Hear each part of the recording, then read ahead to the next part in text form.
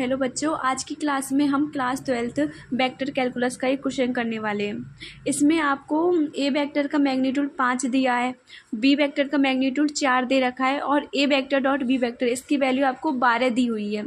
तो आपको ए vector cross B vector का मैग्नीट्यूड इसका मान ज्ञात करना है। सबसे पहले आप ये देखिए, दो फॉर्मूले होते हैं अदिश गुणनफल में। तो ये होता है ए वेक्टर डॉट बी वेक्टर, इसका मान होता है ए बी कॉस थीटा, जहाँ ए और बी ये ए वेक्टर और बी वेक्टर के मैग्नीट्यूड है। यानी कि ए वेक्टर का मैग्नीट्यूड इसको हम ए लिख सकते हैं और बी वेक्टर का मैग्नीट्यूड इसको हम बी लिख सकते हैं। तो यहाँ मैंने डायरेक्ट लिखा हुआ है यहाँ पर कि A vector dot B vector की value A B cos theta और A vector cross B vector इसका मतलब इसका जो मोड है उसका मान दे रखा है ए बी साइन थीटा। ये फॉर्मूला है। अब हम इस क्वेश्चन को सॉल्व करते हैं। इसमें हमें जो पहले दे रखा है उसी को लेकर चलेंगे और फिर हमें ए वेक्टर क्रॉस बी वेक्टर का मैग्नीट्यूड ज्ञात कर लेंगे। यहाँ हमें दे रखा है ए वेक्टर डॉट बी वेक्टर की वैल्यू 12 है, तो हम यहाँ इसे लिख चलेंगे कि A vector dot B vector इसका मान यहाँ 12 दिया है। अब यहाँ A vector dot B vector का फॉर्मूला हम यहाँ से लगा लेंगे। ए वेक्टर डॉट बी वेक्टर का मान कितना है, A B cos theta is equal to 12। अब यहाँ पर ए वेक्टर का मैग्नीट्यूड हमें 5 दे रखा है, बी वेक्टर का मैग्नीट्यूड 4 दिया हुआ है, तो उनकी वैल्यू रख देंगे। तो 5 × 4 यहाँ cos theta is equal to 12। अब इस 4 से 12 को कितनी बार काट सकते हैं, 3 बार।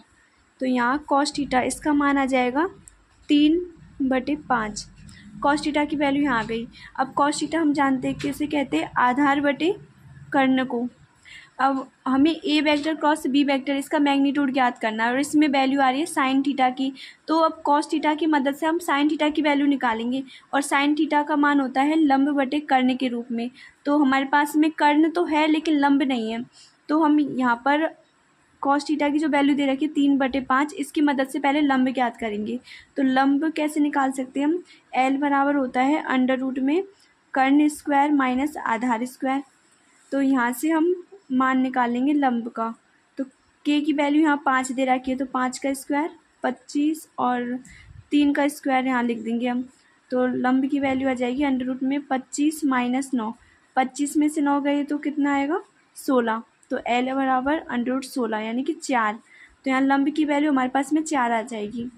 इसके बाद में हम साइन थीटा की वैल्यू निकालेंगे। साइन थीटा का मान लंब बटे कर्ण, लंब हमने निकाल लिए। यहाँ लंब का मान कितने आ गए, 4।